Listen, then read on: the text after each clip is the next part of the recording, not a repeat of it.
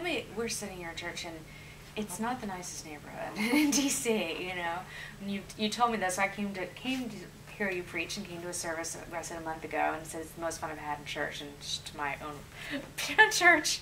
It was just such a great time. It was such a full, packed house, and everybody was just singing and praising the Lord, and it was so fun. The music was fun. But you'd said to me, you know, this is a neighborhood that called me and needs me. So tell me about where we are, about this neighborhood, and what the needs are here. This is Brooklyn, Brentwood area. At one time, it was a huge drug mecca, and the remnants of that haven't gone away. There's people still casualties of war. They locked up most of all the big-time drug dealers, but the victims are still here. The poverty is still here. Mm-hmm. The hopelessness is still here. This building that we're in was a Volkswagen dealership. It was a bank. It was a whole bunch of stuff. It is really, from the outside, you don't know what you're going into. But yeah. You were saying that space, this half back of the church, was the drive-in for the bank. Yeah, we just enclosed that about 4 years ago, and made it a multi-purpose room. And how do you find the people that have people? Are you finding people who have not gone to church in years, who aren't really, their walk with God has been challenged, and what types of people are you ministering to here? We have the recently cleaned. They have just got off of drugs. They are looking for hope, looking for change. They know God. They've talked to Him a lot, but nobody accepts them as they are. And the good news is, I know Jesus. And if I walk in His shoes, or walk in His sandals, walk as He would do, what would Jesus do? He would say, everybody come. Yeah. And the really good news is, whenever you get somebody who's been delivered from something, they're the most vocal. If you've never been saved from nothing, then you can sit on your hands. But when you've been set free from something, you want to scream it, you want to shout it. And in the last probably 6 months, we've got a surge of people who are not ashamed to tell people that I used to walk these streets, and things aren't perfect for me right now, but I'm going to praise God why y'all let me. And they're having a ball in here, and I'm not about to stop them, because that joy you can't fake. You can have a bigger church. Like I've lived overseas. I've lived in a couple of places. I've lived in the Philippines. I've lived in Brazil, where poverty, we're still rich compared to those folks.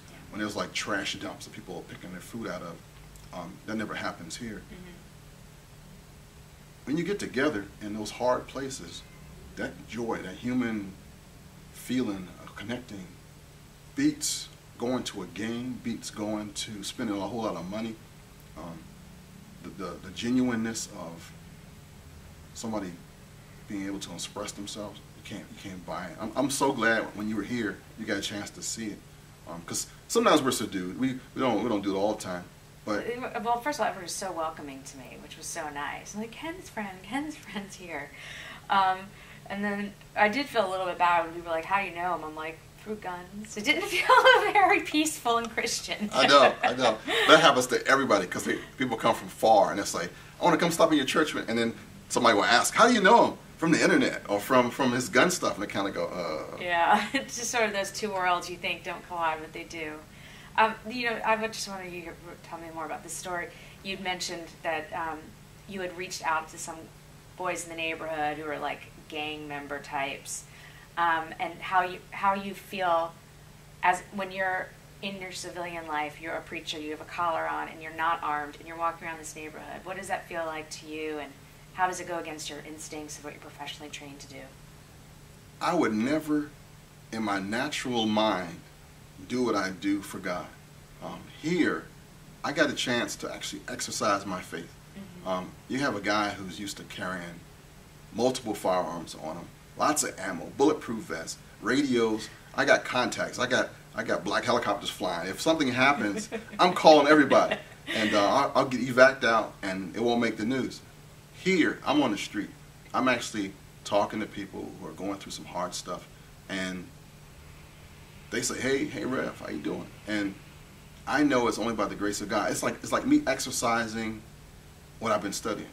A lot of people read the Bible. I'm living it in here. I'm actually doing the work of Christ. I'm actually helping people out. And the bad part is I have to still fight self. I have to fight my own pride, my own fears, my own egos. Tell me about that. You said you're walking on the street looking to invite people to a community.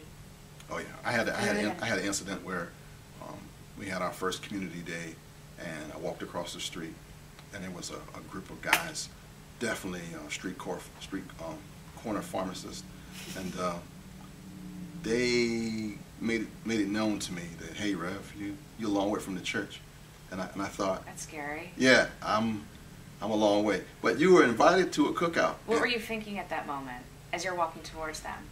Lord, your servant needs you. I said, this is the real deal. You got nothing. Yeah, nothing. I said, I'm going straight biblical.